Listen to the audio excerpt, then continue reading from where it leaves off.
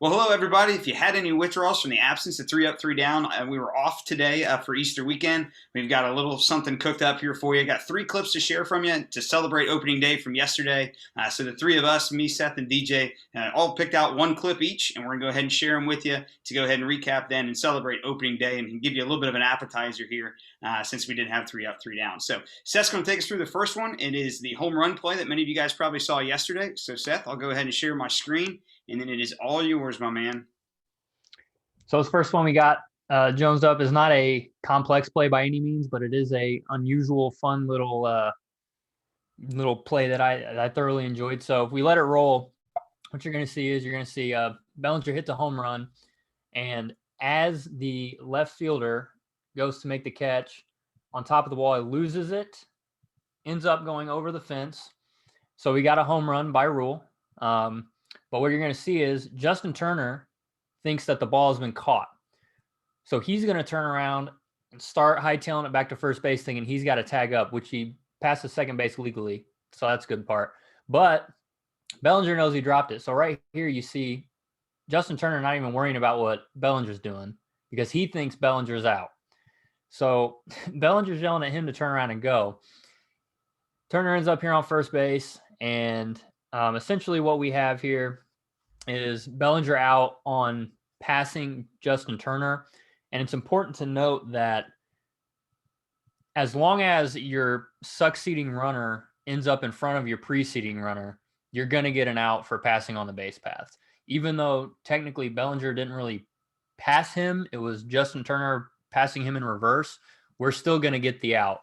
So we got an RBI single here, and Justin Turner is actually going to score, but Bellinger is going to be out. So we got a base clearing RBI single.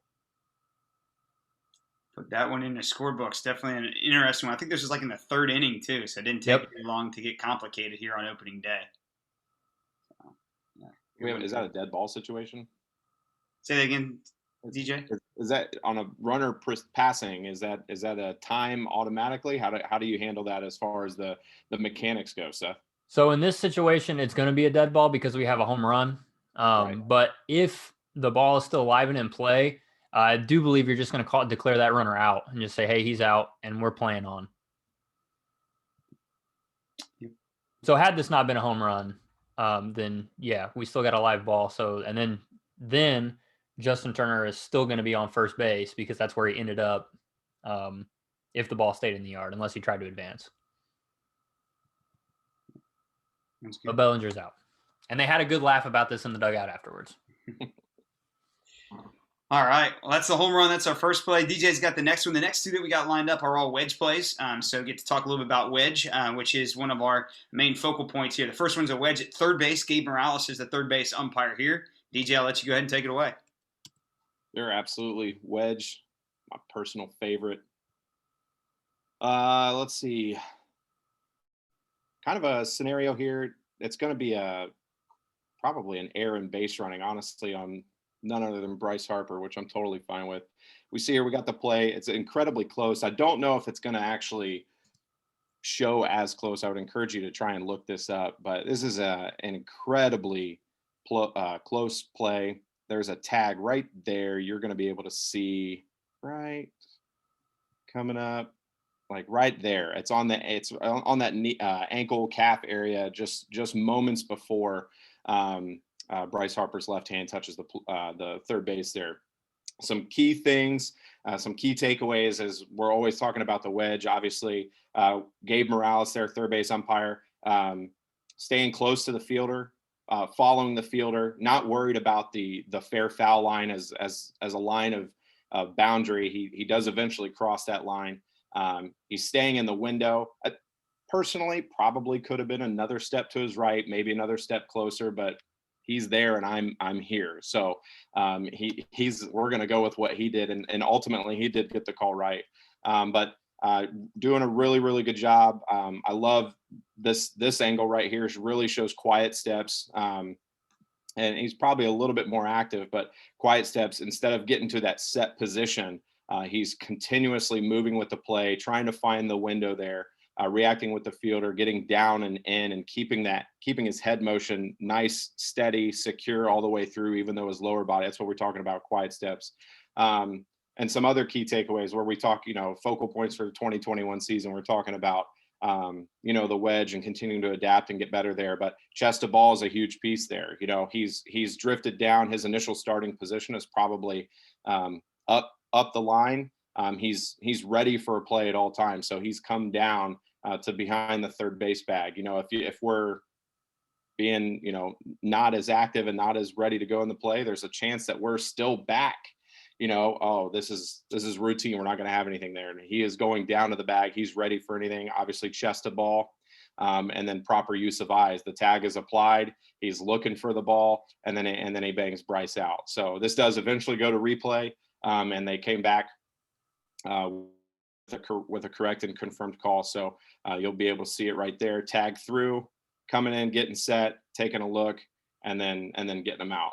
And I'm not a Bryce Harper fan, so big time out. I'm cool with that. So all of the stuff that we've talked about with the wedge theory and everything going with those things. So keep that in mind as we go into the 2021 season, shaking off the rust one pitch at a time. Yeah, I think this is a really good point that DJ made of like just applying all three phases, I guess you could say, of the wedge. Chest to ball being a big one, obviously one of our focal points there too is that wedge progression. He starts still in that 5 to 7 feet range from the fielder, so that's phase number one.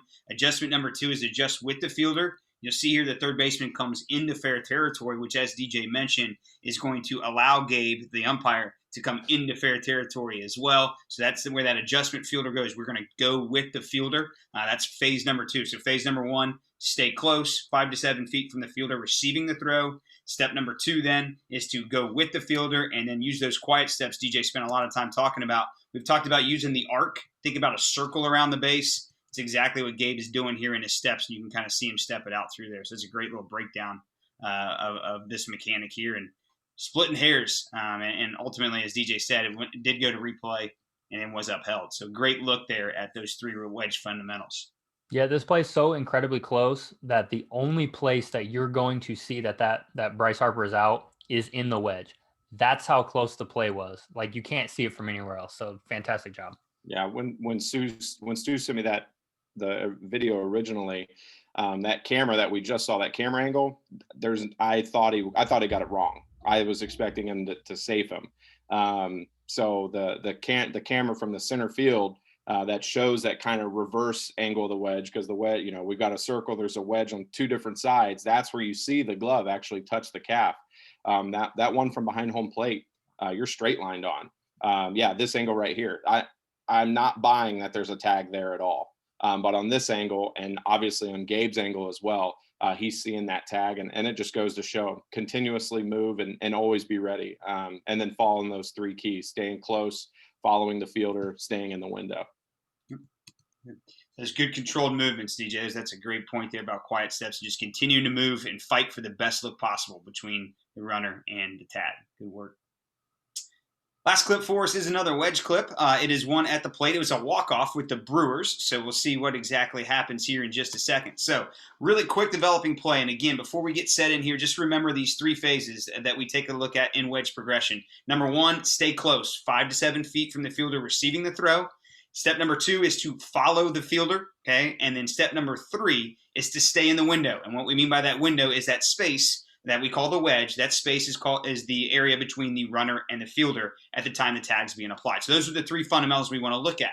Now, Gabe's play was an infield hit kind of too, so it was really quick and on top of him. This one's an infield hit right behind the pitcher too. So Kerwin Danley's our plate umpire, crew chief here, who has a really challenging play, and he does some things exceptionally well in order to get the best look he can possibly get on this one. So it's a little chopper over the mound. Infielder comes in, gets it out of his glove super fast, and then we have a play at the plate. So I think when I did my stopwatch, Kerwin Danley had less than 3 seconds from the crack of the bat to the time the ball was on him to get his mask off and get into position. So he's done a phenomenal job here. So let's take a look here. And again, those 3 steps is what he's able to execute really, really fast in those 3 seconds. So here we go.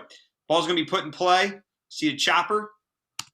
and then the ball is going to come out right away. Now, the biggest thing that I think is important for us to realize here in this angle is that there is no negative steps that our plate umpire, Kerwin Danley, takes. He literally comes out of his stance and begins to step forward. And as you see, he is already then, number one, started close. So he's 5 to 7 feet, as we see here. Secondly, he is going to then adjust with the fielder. So as this catcher starts to go out in front of the plate, Kerwin Danley starts to move forward a little bit more as well, and then starts to adjust to his plate side hip, which then puts him kind of a little bit more so third baseline extended.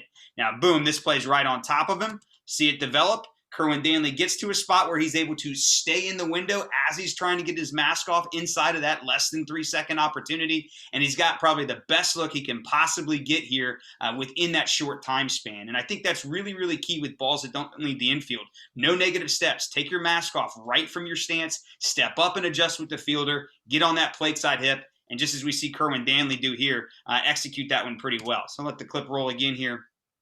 Again, show it to you in real time, real fast.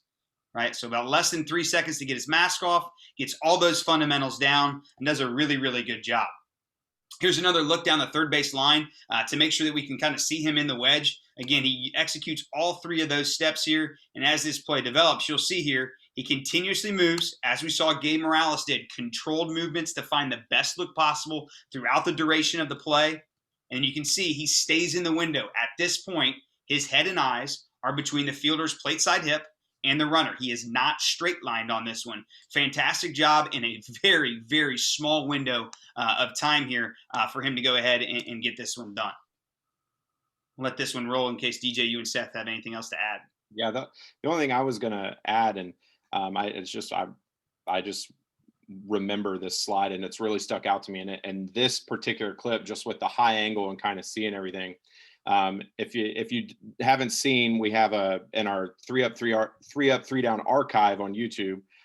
We covered a wedge at the plate with umpire Brian DeBrouwer, and he shows a slide in his presentation to us showing how there's a distance from home plate and an arrow to the right, simplifying a step to the right from the back of the dirt circle, and then just from the back of the area of the plate, a same size arrow with the distance to the right. And that was a huge eye-opening example of the importance of angle gain, essentially, and the difference between neutral or positive steps versus negative steps. And I think, pretend this play is out in the right field and Kerwin's preparing for a play at the plate. Had he taken negative steps back and then try and shift right, that angle lost by just having steps backwards. So I think that this angle really showcases the importance of staying close, 5 to 7 feet or even closer if you're comfortable with that, and then using those quiet steps and just being able to shuffle right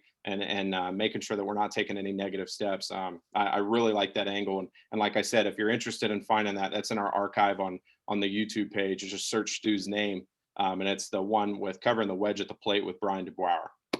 DJ, that point that you were making about being closer, you're basically saying that by being closer in a one-step adjustment, which is all we had time for here, in a one-step adjustment, you get greater viewing angle than you would if you were further back. Is that correct? Mm-hmm. Yeah, I mean, it's simple geometry at that point. The closer you are to something, if I take a 4-foot stride to my right, I'm going to have that much viewing angle right down in front of me, versus if I'm 10 feet away and I take that same 4-foot stride, the viewing angle is going to be noticeably, incredibly narrower to try and make a call for something that close. So like I said, that's that video and that slide has always stuck true and something that I've remembered as far as the importance of coming up out of the stance, specifically behind the plate, coming up out of the stance and planting, if anything, taking steps further forward and trying to erase that habit of negative steps backwards.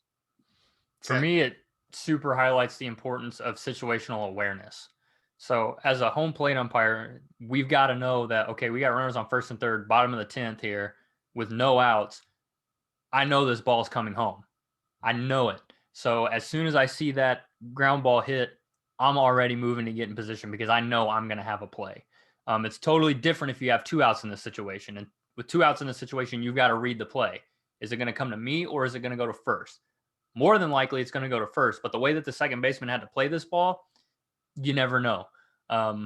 So just super important to just realize what situation you're in and, sort of playing the odds on, where the ball's going. And this is a perfect example of, as a plate umpire, knowing that that ball is going to come here because if this run scores, the game's over. So they have to come here. Yeah, that goes back even more to like the focal point number one that we've got out there for us this year in our 2021 focal points is competing on every pitch and situational awareness and thinking about that. Seth, that's a great point. So, but at the end of the day, 3 basic fundamental steps of the wedge here, and Kerwin Danley does them perfectly in less than 3 seconds. Number 1, stay 5 to 7 feet from the fielder receiving the throw, starting at point of plate. Secondly, move with the fielder.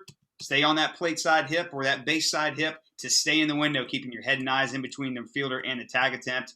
Great job there with the game-scoring play on a walk-off here on opening day 2021. So great look at that example here, and a nicely done job here by Kerwin Danley. This one also went to replay, obviously, because it's a scoring play end of game, and it was confirmed. So nice job there overall. All right. Well, that was kind of our substitute for 3 up, 3 down for those of you guys that had some withdrawals over it. We obviously just came out of a segment on rule study on interference. There was a 6-week study on everything and anything you can think about. Took a week off here for Easter. I got you this little appetizer here that we'll go ahead and push out to kind of hold you over, I guess. And then we'll be back next week on Friday, April the 9th. Friday, April the 9th at 12:30 p.m. Eastern as normal for 3 up, 3 down. Real excited about our next step in this whole process, and that'll be obstruction. So it'll tie nicely into interference and things like that here coming up to us next Friday again. That's April the 9th at 12:30 Eastern. I'd love to have everybody join in if your schedules go ahead and allow.